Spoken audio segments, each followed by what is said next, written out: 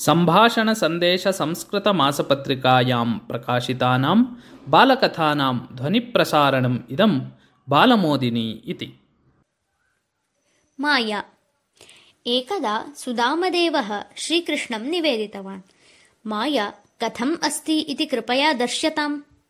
तदा श्रीकृष्णः हसन् अवदत्, भोः, यथावकाशं दर्शयिष्यामि। ततः तौ उभौ गोमतीनद्यां स्नानं कृतवन्तौ। श्रीकृष्णः तीरे पीताम्बरं धरन् आसीत्। सुदामदेवः गोमतीप्रवाहं वीक्षमाणः अकस्मात् नद्यां पतितः सन् प्रवाहेण नीयमानः जातः।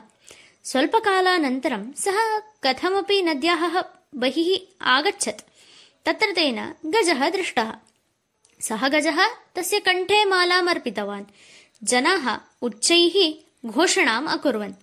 कश्चन सचिवः अग्रे आगत्य अवदत्, अस्माकं नृपः मृतः। एषः गजः यस्य कण्ठे मालामर्पयति सः अस्माकं नूतनः नृपः इत्येषा अस्माकं राज्यस्य परम्परा। इतः परं भवानेव अस्माकं नृपः। एवं सुदामदेवः नृपः अभवत्। सः काचित् राजकन्यां परिणीतवान्। तस्य 2 पुत्रौ सञ्जातौ। एवं 12 वर्षाणि अतीतानि। एकस्मिन् दिने सुदामदेवस्य पत्नी मृता। तस्मात् सुदामदेवः रोदनम् आरब्धवान्।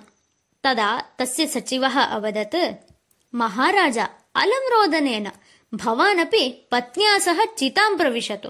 एषा अस्माकं राज्यस्य पूर्वपरम्परा इति।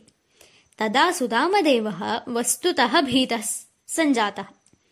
सः रोदनं त्यक्त्वा धावितुम् उद्यतः, किन्तु सैनिकाः तं गृहीतवन्तः।